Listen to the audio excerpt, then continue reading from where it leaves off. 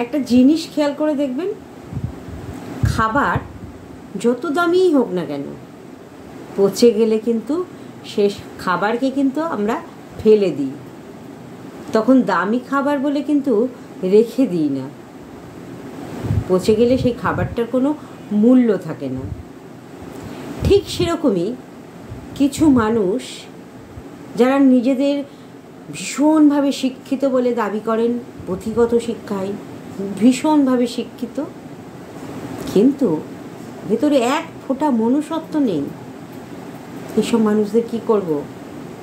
এইসব মানুষদের সংস্পর্শ ত্যাগ করব, তবেই তো আমাদের মঙ্গল।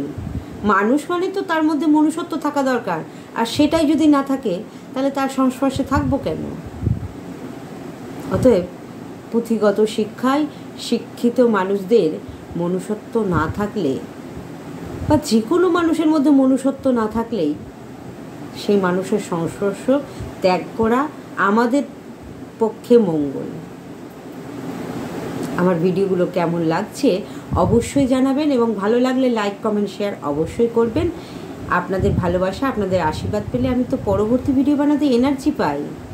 আর আমার ইউটিউব চ্যানেল রং বেরঙে আমরা, যারা সাবস্ক্রাইব করেছেন আজ পর্যন্ত তারা তো আমার পাশেই আছেন, আর যারা এখনও করেননি কী করছেন, সাবস্ক্রাইবটা করে দিন, আর পাশে থাকা ঘন্টাটা অবশ্যই বাজিয়ে দেবেন, কারণ আমার নোটিফিকেশান তো আগে পেতে হবে আপনাদের।